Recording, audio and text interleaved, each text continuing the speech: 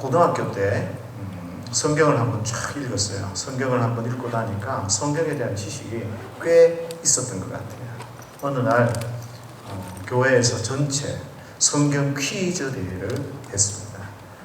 그 성경 퀴즈 대회를 딱 하는데 그 퀴즈 하시는 분이 부자도 만들어 놓고 이렇게 해가지고 장학 퀴즈 하듯이 쫙 함께 하고 막 이렇게 해서 하는데 제가 이제 결성에 이렇게 딱 올라갔어요. 근데 저의 상대는 누구였던가 하면 우리 부장 집사님, 와이프 집사님. 그래서 한 문제를 두고 1등과 2등을 나누게 되는 그 시점이 딱 왔습니다. 제가 딱 듣는 순간에 답이 뭔지가 딱 왔어요. 근데 내가 누르지를 못하겠더라고요. 그래도 장유유서라고 그리고 부장 집사님 와이프인데 내가 고등학생이 내가 이렇게 해가지고 막 너무 그렇게 하면 보기가 안 좋을 것 같아요. 그래서 둘이 쭈뼛쭈뼛 하다가 이제 집사님 먼저 이렇게 하셔서 집사님은 1등, 저는 2등 그렇게 해서 제 성경 퀴즈를 이렇게 했어요. 근데 이 성경 퀴즈를 하고 나는데 기분이 좀 찝찝한 거예요. 왜 기분이 찝찝한가 하면 성경 퀴즈 문제가 너무 어려운 거예요. 그 남자 나이가 몇 살쯤 됐느냐? 40살. 그러고 나서 그 일은 언제 일어났느냐? 오전이냐? 오후냐? 이런 거 있잖아요. 별로 쓰잘데기 없는 그런 것들이 난이도를 높이기 위해서 성경 퀴즈 대회에 나온 거죠. 왜 그랬는가 하면 등수를 골라야 돼요. 1등을 골라야 되니까 어쨌든 그런 문제들이 막 나왔어요. 그러고 나니까 제가 찝찝한 거예요. 왜냐하면 퀴즈라는 게 그 퀴즈를 통해서 우리가 어떤 지식을 습득하거나 어떤 것들을 이해하는데 도움이 되어야 되는 거예요. 그 성경 퀴즈를 하고 나면 내가 성경을 읽고 듣고 배우고 하는 일에 그래 저런 성경이 있어 이렇게 해서 도움이 되어야 되는데 학습에 도움이 되고 성경을 배우고 하나님을 아는 데 도움이 되어야 되는데 그것보다는 등수에 치우치다 보니까 이게 정말 성경 퀴즈가 옳은가 그런가 맞나 틀리나 이런 생각들을 많이 그 이후에도 했습니다. 그래서 제가 사역을 하면서 성경 퀴즈 대회는 거의 안 했어요. 오히려 성경 암송 대회를 했어요. 왜냐하면 암송을 하면 성경을 내가 외우고 있고 그 말씀이 나에게 부딪히기도 하지만 퀴즈 대회 40살이면 어떻고 오전에 기적이 일어났으면 어떻고 저녁에 일어났으면 어떠냐. 그래서 그거는 뭐 큰 의미가 없다. 그래서 암송 대회를 하려고 무척 노력했던 기억이 있습니다. 신앙생활도 비슷한 것 같아요. 여러분들이 성경 공부도 열심히 할 때도 있고 또 예배를 열심히 드릴 때도 있고 봉사를 열심히 할 때도 있어요. 여러 가지로 봉사하고 이렇게 많은 일들을 하고 있는데 여러분들은 왜 그렇게 봉사하고 왜 이렇게 예배 드리고 왜 이렇게 성경에 집중해서 성경을 공부하고 어려운 문제들을 다루느냐? 왜 그렇습니까? 저와 여러분들이 그렇게 하는 이유는 하나님을 더 잘 섬기고 하나님을 더 깊이 알고 하나님 앞에 신앙생활을 잘하고 하나님의 거룩한 백성으로 저와 여러분들이 서기 위해서 그런 일들을 하는 거죠.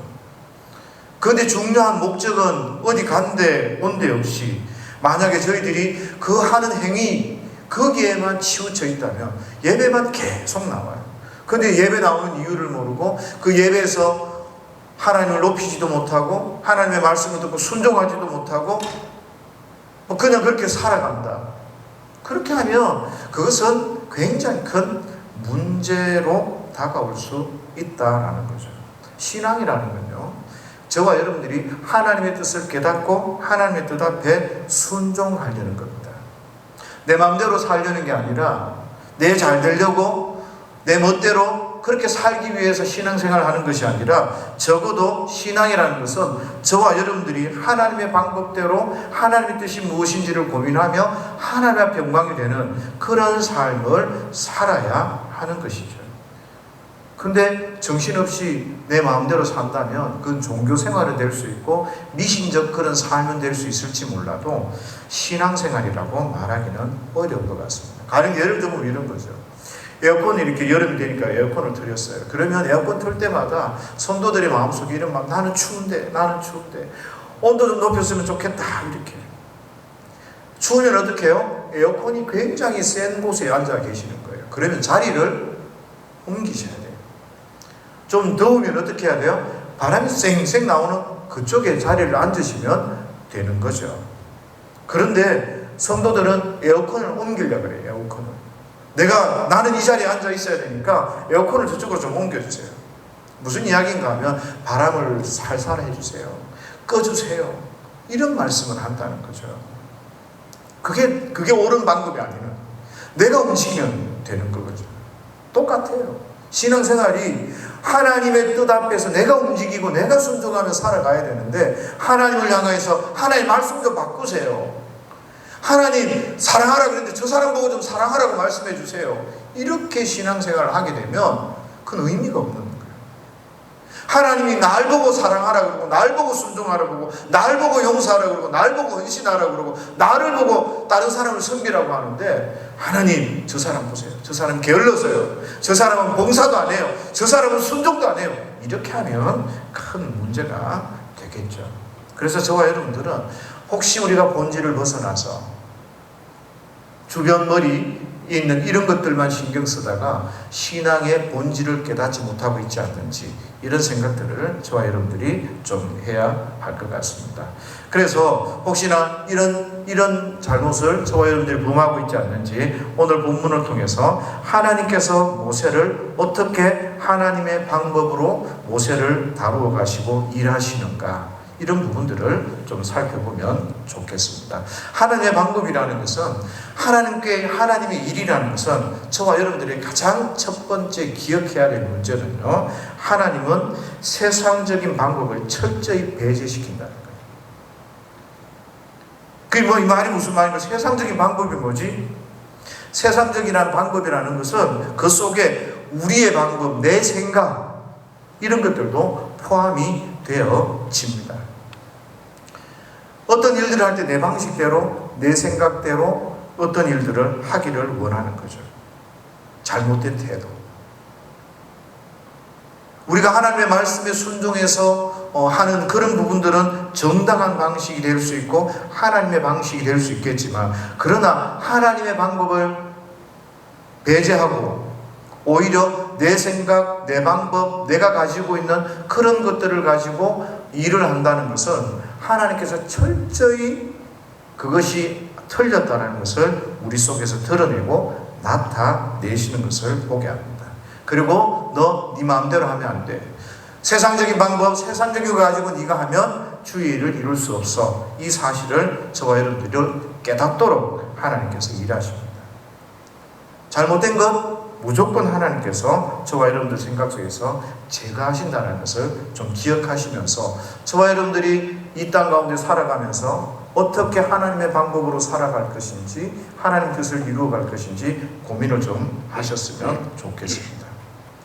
제가 오늘 하나님이 저에게 주시는 말씀 가운데 네가 네 마음대로 좀 하지 말라, 이 부분에서 제가 고민을 하면서 하나님께서 나에게 무슨 말씀을 하시고 어떤 것들을 원하시는지 고민하게 되고, 또 이 말씀을 가지고 제가 한 주간을 살아가면서 좀 더 적용하며 나아가야 할 것 같습니다.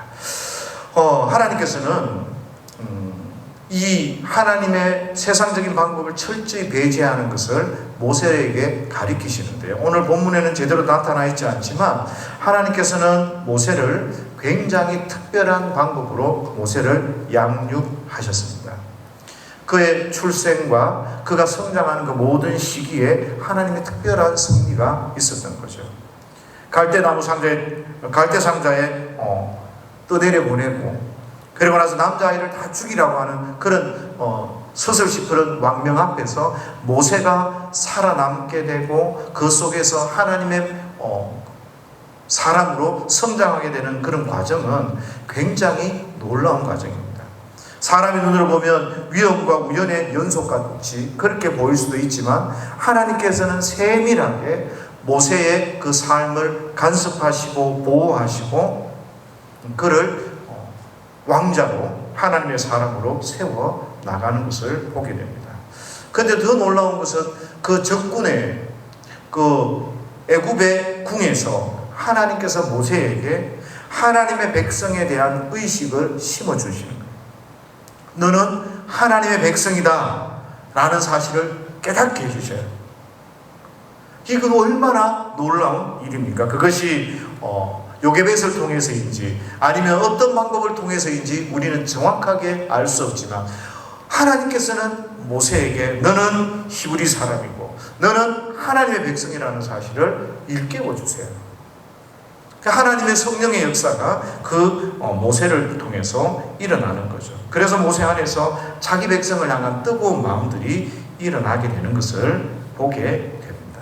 그러면서 모세가 나는 하나님의 백성이구나, 나는 믿음의 사람이구나, 믿음으로 살아야 되는구나 하는 사실을 기억하게 됩니다. 그러나 놀라운 것은요, 모세는 그런 믿음이 있었지만 자기의 생각, 세상적인 방법, 인간적인 방법으로 하나님의 일을 감당하려고 했습니다. 그때 하나님께서는 그것을 허락하지 않으시는 거죠.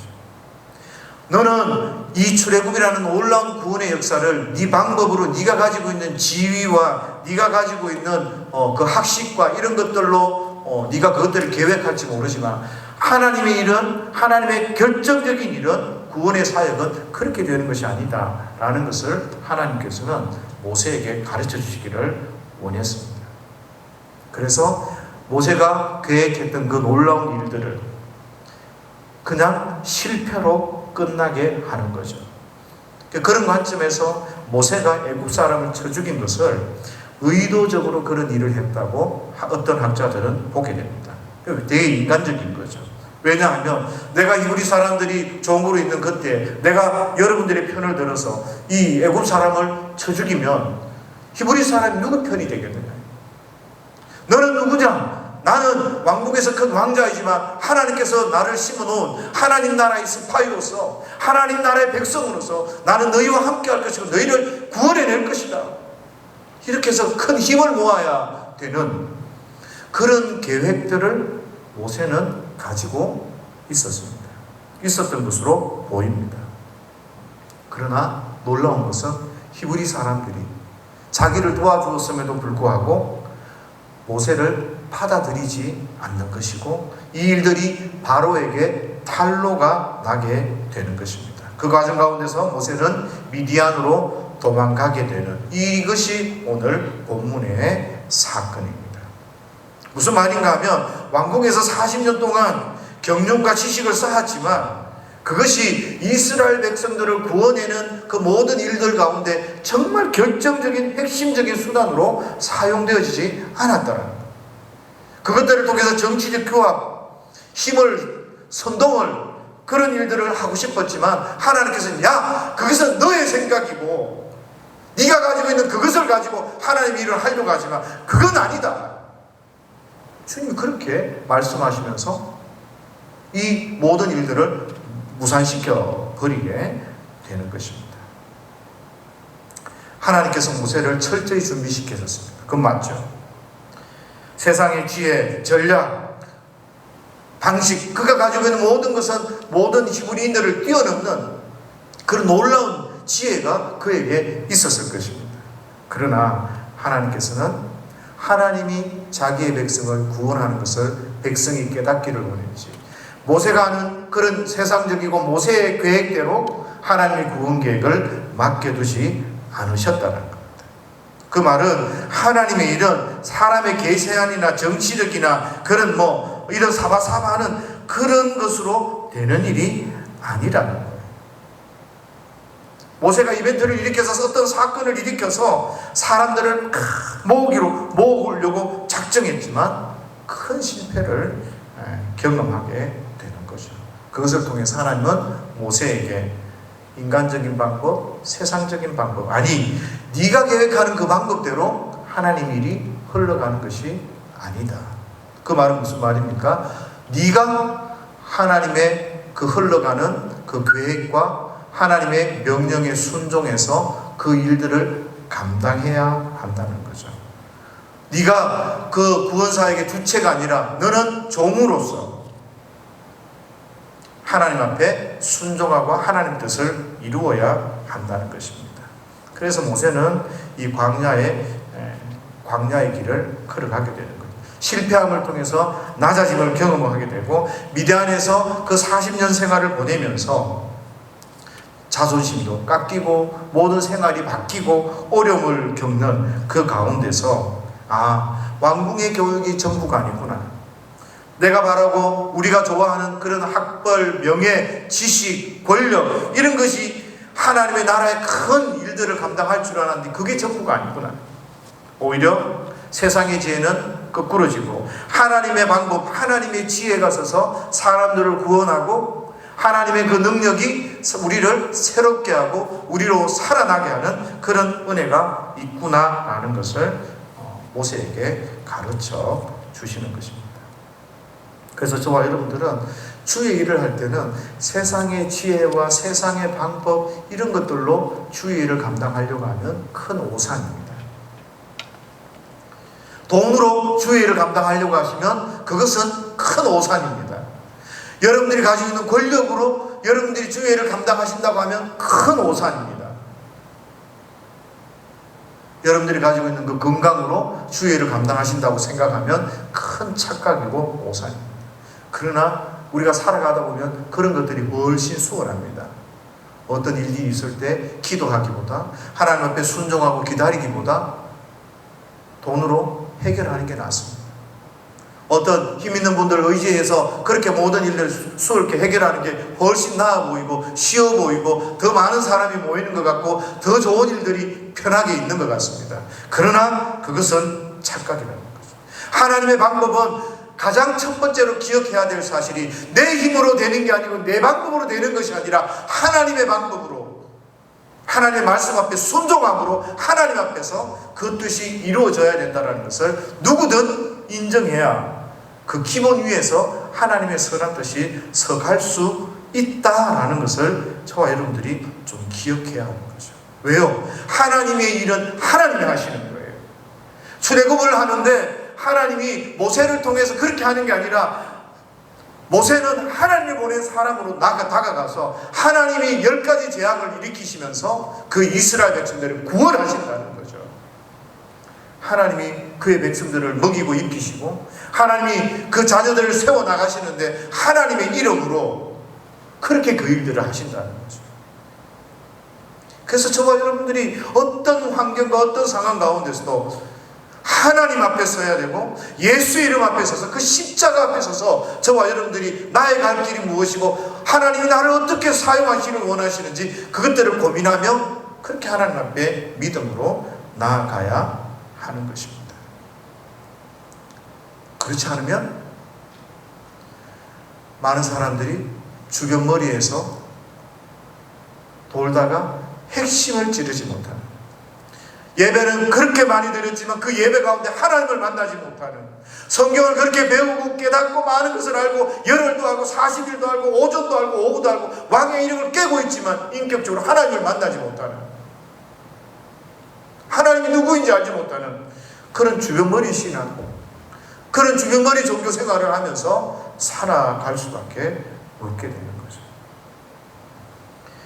그래서 저와 여러분들은 하나님이 우리의 모든 일들을 해 나가시는구나. 내 방법이 아니라, 내 생각이 아니라, 인간적인 방법이 아니라 하나님께서 나를 변화시키셔서 하나님께서 나를 세워가시는구나 라는 사실들을 가장 첫 번째로 기억하셔야 합니다. 그런데 그러면 모세가 신앙이 없었던 사람인가? 아니에요. 모세는 굉장히 믿음의 사람이라고 히브리서 11장에서 우리에게 말씀을 해주고 있습니다. 히브리서 11장에 보면 24절 위에 보면 믿음으로 라고 이야기합니다. 모세는 바로의 공주됨을 거절했다. 하나님의 백성과 함께 고난받기를, 죄인의 낙서를 흐리는 것보다 예수 그리스도를 위해서 수모를 받는 것, 애굽의 그 모든 재물보다도 더 하나님을 따르고 섬기고 그 큰 상을 바라보며 그렇게 믿음으로 나아갔다고 저와 여러분들에게 말씀해주고 있습니다. 그 히브리서에서는 뭘 중요하게 생각하십니까?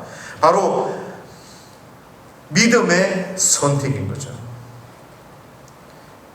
모세가 정치적으로 어떤 선동을 하고 자기 세력을 모으려고 했던 그것을 믿음으로라고 말씀하는 것이 아니라 그가 어떤 방향을 가지고 무엇을 기대하며 하나님 앞에 나아가려고 했던가? 그것을 하나님께서는 귀하게 생각해서 인간적인 방식으로 일하는 흔적이 그에게 있었지만 그는 하나님 앞에 믿음의 방법으로 결단하고 그 모든 것을 돌이키고 있었다. 그것을 하나님께서는 칭찬하고 있습니다. 그래서 믿음의 선택이 모세에게 있었다는 거죠. 그 과정 가운데서. 왜냐하면 모세는 성경을 믿었어요. 하나님께서 400년 만에 돌아오리라가 있었으니까 모세가 출애굽을 꿈꾸던 그 시기는 그 시점은 10년 전의 시기입니다. 적어도 하나님의 말씀을 이루어질 것을 믿고 정당을 만들고 10년 있다가 출애굽을 한다면 그건 맞을 것 같아요. 옳은 선택인 것 같아요. 그러니 모세에게 믿음이 있었지만 그러나 하나님께서 놓으라고 하시고 실패를 경험하게 하신 것은 그 방법에 문제가 있었다는 것은 그 실패를 통해서 가르치고 싶었던 것은 네 방법이 아니라 하나님의 방법대로. 네가 왼쪽으로 가고 싶다 하더라도 하나님이 오른쪽으로 가라 하면 오른쪽으로 가야 한다는 사실을 주님께서 가르치시기를 원했던 거죠. 그래서 철저히 하나님의 방법대로 산다는 것은 모세가 자기의 모든 것을 내려놓고 하나님의 뜻 앞에 믿음으로 살아가야 한다는 것을 깨닫게 되는 것입니다. 그래서 히브리서 11장에서는 모세가 위대하다는 것은 그의 왕궁의 교육, 그가 가지고 있었던 그런 권력, 권세 이런 것들에 있지 않고요. 그런 모든 것을 버리고 믿음으로 하나님을 선택하며 나아갔다라는 것이죠. 이미 그가 그런 일들을 작정했을 때 그런 모든 것을 내려놓고 하나님을 바라보고 있었다라는 것을 저와 여러분들에게 깨닫게 해주고 있습니다. 그래서 저와 여러분들이 오늘 모세처럼 하나님 앞에서 하나님의 방법대로 살기를 원하고 하나님 우리를 거룩하게 해나가시고 우리의 삶을 인도해 가실 때 가장 먼저 내 방법, 내 생각이 아니라 하나님의 뜻대로 하시는구나. 그리고 그 과정 가운데서 나는 항상 믿음으로 주님 앞에 믿음으로 나아가야 하는구나 라는 사실들을 좀 기억하시면 좋을 것 같습니다. 신약에서도 보면 모세와 비슷한 이런 사상을 공통점을 가진 분이 있습니다. 그것은 바울입니다. 바울도 마찬가지입니다. 자기가 가지고 있었던 그런 기존의 어떤 자산들 이런 것들을 복음을 전하는데 사용하지 않았어요. 무슨 이야기인가 하면 고린도전서 2장에 보면 나는 복음을 전할 때 말의 지혜, 아름다움 그런 것들로 하지 않았다. 설득력 있는 것, 수사학 같은 이런 걸 쓰지 않았다. 나는 복음을 전할 때 성령에 나타나신 것, 성령의 능력으로 복음을 전했다. 이렇게 이야기합니다. 그리고 빌보서 3장에서는 바울은 내 이전에 많은 자랑거리들 이런 것들은 다 배설물과 같다. 결국 바울도 내가 가지고 있는 이 모든 것들, 인간적인 방법들, 내가 생각, 내 뜻 이런 것들을 가지고 복음을 전하고 주의 일을 감당하고 하나님의 방법대로 믿음으로 하나님의 뜻을 세워가는 그런 일들이 되지 않는다는 것을 바울이 깨닫게 되는 거죠. 이런 면에서 바울과 모세는 평행한 그런 모습들을 우리에게 보여주고 있습니다. 모세는 애굽에 배웠던 그런 학술, 그런 지위 이런 것들 가지고 이스라엘 구원하지 못한다. 바울은 어때요? 내가 가지고 있었던 그 세상의 학문, 지혜, 지식, 권세 그거 가지고 복음 전해서 사람 구원 못한다. 누가 하셔야 된다고요? 하나님이 하셔야 된다. 그러나 저와 여러분들이 가지고 있던 그런 많은 것들이 부수적으로는 사용되겠죠. 왕궁의 법도를 평민이 어떻게 알겠어요? 근데 모세는 왕궁의 법도를 하니까 모세에게 나아갈 때 어떻게 해야 되는지 그거 알 겁니다. 외국 사람에게 복음을 전하는데 영어를 못하고 만약에 일본어를 못하고 프랑스어를 못하면 그 사람들이 어떻게 복음을 전하겠어요? 그런 데는 사용이 될 거예요. 그죠?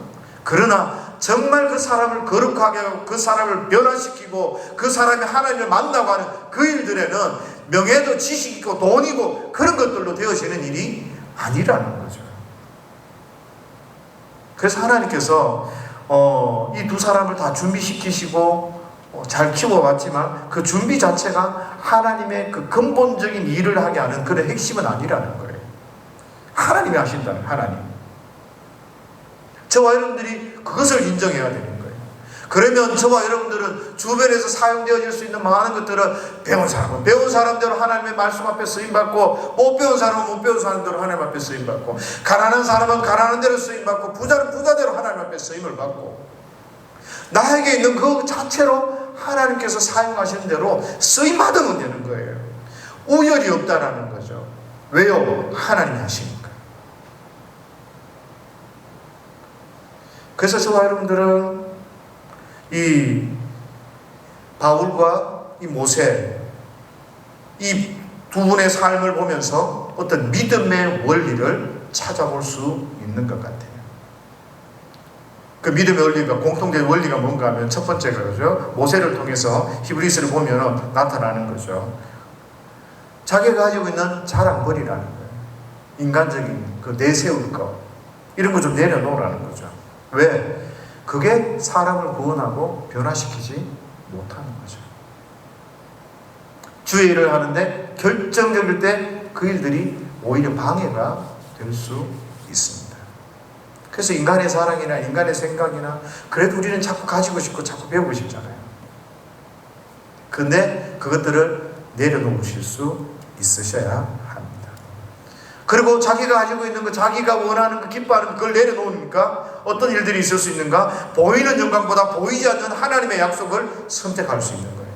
하나님의 말씀 앞에 말씀대로 순종할 수 있는 거죠. 바울은 자기가 가지고 있는 그 모든 의보다 예수 그리스도를 선택합니다. 모세는 애굽에 있었던 그 모든 것보다 하나님의 백성과 고난받는 그런 삶을 선택하게 되는 것입니다.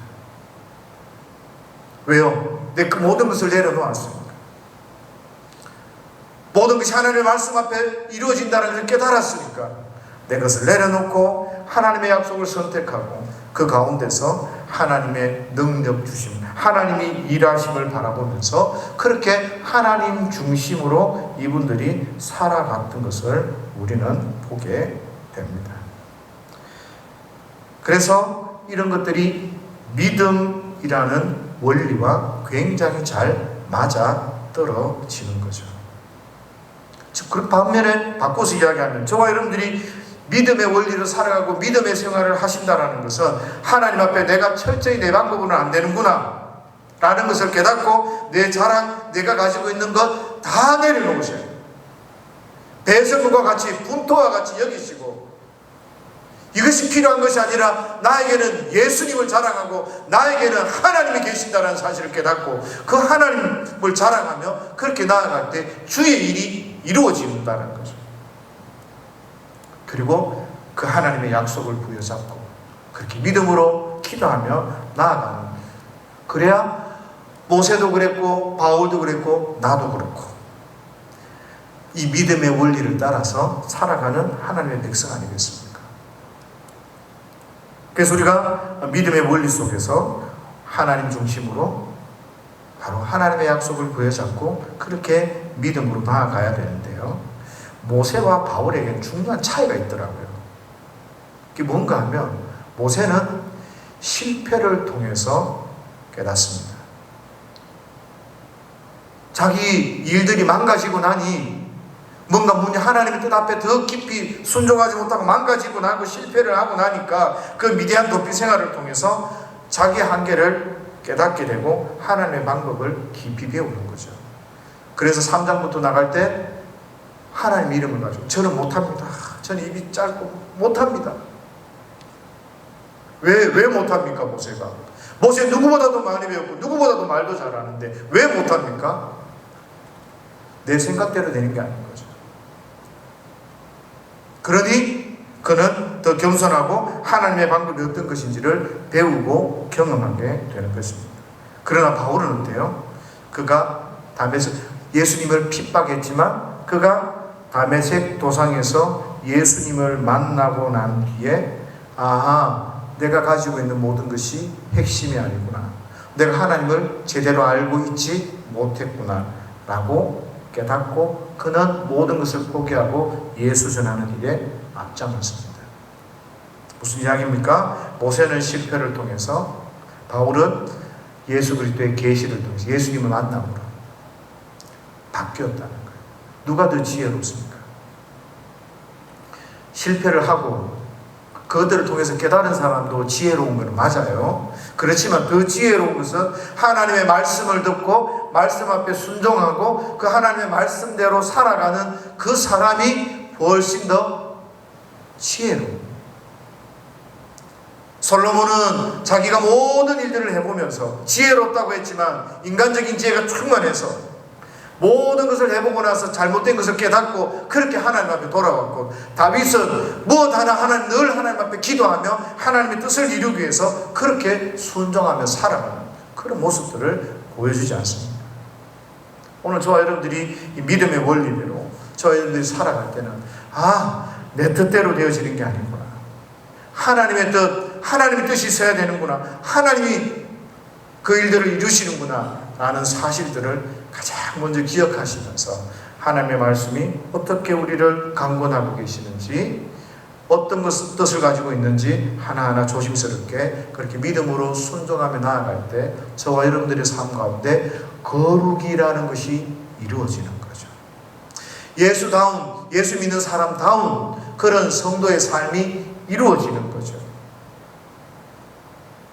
그래서 저와 여러분들이 오늘도 우리에게 주어진 모든 삶 가운데서 하나님의 뜻이 무엇인지를 좀 고민하시면서 그렇게 믿음으로 주님한테 순종하며 나아갈 수 있는 저와 여러분들 될 수 있기를 예수님의 이름으로 축복합니다.